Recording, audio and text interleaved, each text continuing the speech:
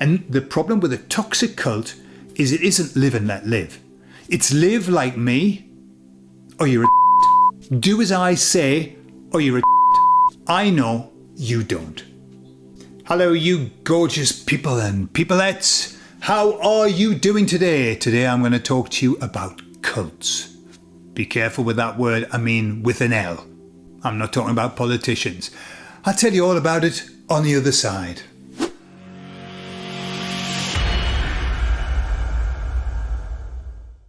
So, the word cult, not see you next Tuesday, cult. It's a funny old word, isn't it? It's a funny old word. I was in one.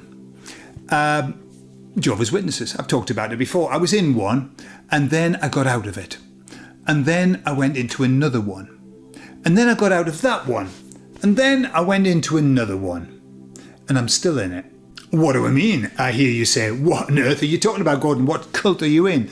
Well, I'm in the cult of the awakened. I'm in the cult of the truth movement. How dare you say that, Gordon? Are you saying that our truth movement is a cult? Yes, I am. But I've got to say that in my experience now, I've lived a long time. I've seen a lot of stuff going down. And what I've discovered is this. It's just my belief. I could be wrong. Everything is a cult. All you've got to do is make sure you choose a nice one. Why do I say everything is a cult? Well, we're going to go into what a cult is. How do you identify a cult? But the reason I'm saying that is this. We are pack animals.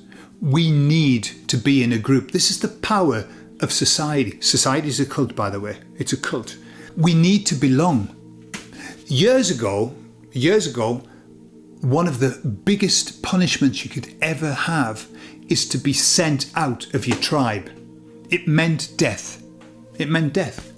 In one particular tribe, I was reading that if you did something really bad, you would be sent out and you would die, not of lack of food or whatever. You would die because that was what was expected, because you were no longer part of the group.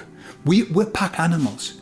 We like to be part of a group. We like to share things. We like to have shared beliefs. We like to have shared information. We like to have similar words. We like to have the same vocab. It makes us feel part of something. If you listen to a group of boys, mates, when they're together, they say the same things. They all say the same things. Listen to a group of girls, they all say the same things. Why? Because it's important. To be part, it's bonding. Most people start smoking, not because cigarettes taste nice, because if you've smoked, you remember the first cigarette you had. Friggin' awful, absolutely horrific. And you think, it's so bad, I would never want to do that again. Why do we start smoking? We start smoking because other people smoke that we admire and we want to be like them. We want to be the same. It's just how we are.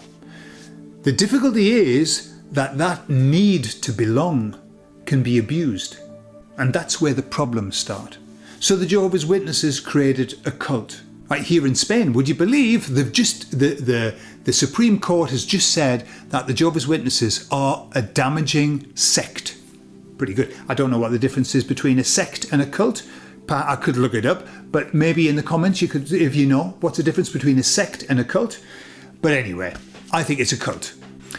I left the Jehovah's Witnesses and was shunned and castigated and ousted. And I lost half of my family in that moment. Why? Because it's a cult. And one of the signs of a cult is that if you don't do what they say you should do, and that's the upper echelon says you should do, then people don't want to have anything to do with you. You're shunned, right? When we were in the pandemic, that was another cult, by the way. If you didn't wear a mask, you were shunned, you weren't allowed in. If you didn't get that, you weren't invited to Christmas, turkey. It was a cult. And how did it become a cult? Very easily, because there were years, decades of conditioning before that happened. Decades. Society has created our need to be part. You must do what people don't do something weird. Everyone will say you're weird and nobody will want to be with you. It's a cult. We've got now the woke cult. And the woke cult, how do you know? Well, if you don't do what they say you've got to do, they cancel you. If you don't use their language, they've got their own language. All cults have their own language. All cults have certain weird ways of saying something. So I really hope that you understand what I'm saying. They just have weird words that people outside of the cult don't understand. But obviously they don't understand because they're not in 5D and they're not ascending. But they don't understand because they're not part of the cult. When you're a Jehovah's Witness, you're in the truth. And you go out on the field service. And you can be spiritually sick. All of these expressions that we have signal that we're in a cult. But does that mean it's bad? No, I don't think being in a cult is bad at all, if it's a nice one. You see, I think there are levels of cult. Maybe that's where we get to cult and sect, I don't know. But there are levels of cult. Okay? So, the truth movement, in my opinion, I'm in a cult. I know I am. We've got our own language. We don't like to be around people who aren't awake. It's a bit, oh my God, we'd rather not. And another sign of a cult as well is that sometimes you get scammed out of your money.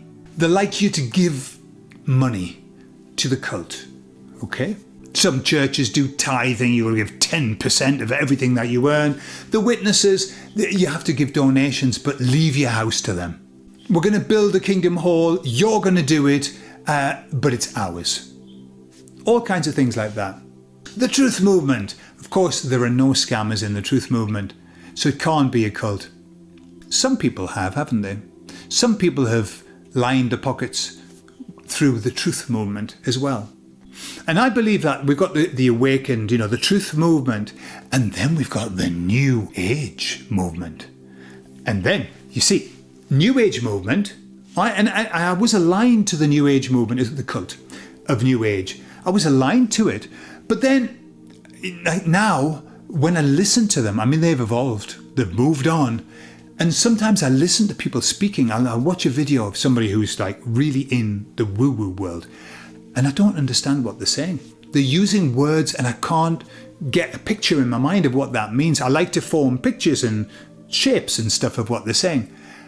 That's because they've got their own vocab. They've got their own language. And only those people who are in it understand it. I left the Jehovah's Witnesses, the cult of Jehovah's Witnesses, and I moved into the cult of society. Right, and I lived there for quite a while and I did exactly what I was supposed to do in the cult of society. Then one day somebody came in and said to me, would you like to earn £500 to £5,000 a month for 12 to 15 hours a week of work? And I said, yes, please. And I entered into the world of network marketing. Or should I say I entered into the cult of network marketing. And after a wee while, I realised that there was no difference between network marketing and the Jehovah's Witnesses. The network marketers had their own vocabulary. People were scammed because the promises were a lie. They made false promises that didn't come true. Can you believe it? We would never do that, would we? In the Truther movement, never. No. And when somebody said that they were going to leave, they were shunned. Oh my God, shunned as well. It was just like being in the Witnesses. And they had their own vocabulary. And they would say things like this, these little trite phrases that really don't have any depth to them. They would say, our company works. It's people that don't work. Have you heard that before?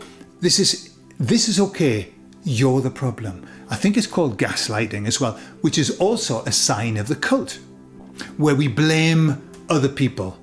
We say that we are fine and it's their fault.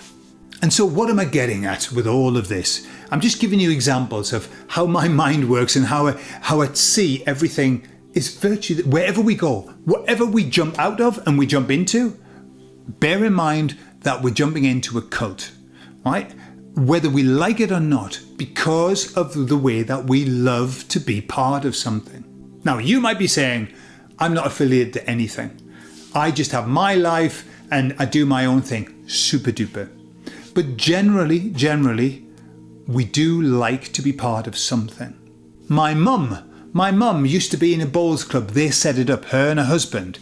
They set up a bowls club. just to have a bit of fun.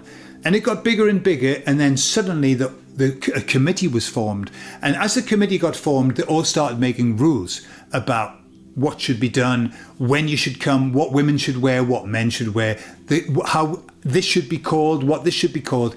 And people just instantly formed a cult. And my mum left disappointed because it wasn't fun anymore. And I think that's the line, that's the difference between being part of something which is truly beautiful, whether you call it a cult or not, and where we start taking ourselves a little bit too seriously. We start, as we say in the Northeast, getting a bit of a tip for ourselves. And why would we do that? Well, when we think that we know better, when we think that we know what's right and what's wrong. And especially when, as a group, we think we know what's right and what's wrong. And that's where it starts getting toxic. And so what we're doing in the Truther movement is so beautiful.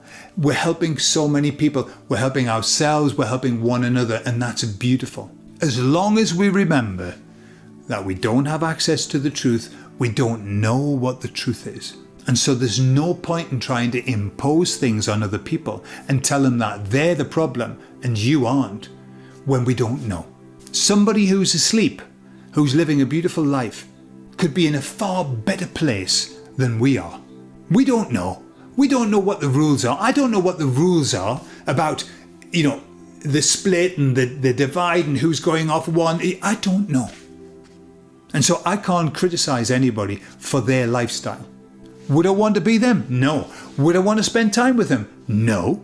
But I'm still aware that they've got their thing, I've got mine. It's live and let live, isn't it? And the problem with a toxic cult is it isn't live and let live. It's live like me, or you're a twat. Do as I say, or you're a twat. I know, you don't. And so that's all that we have to be wary of. Just be very wary, because we're going to go forward now and communities are going to start to be built. And all we've got to do is just be ever so careful that they don't fall into the toxic cult. Cults are great. We like them. We form them all the time. But let's keep them nice. Let's keep them upbeat, and let's not take ourselves too seriously. I mean, at the end of the day, it's not life or death. Nobody gets out of this alive. So we might as well, have a coke and a smile and cheer the fuck up, as sometimes I say. I love you all. Tell me, have you been in a cult? And do you think that you're in a cult now? And how do you know? I'd love to know. Bye-bye.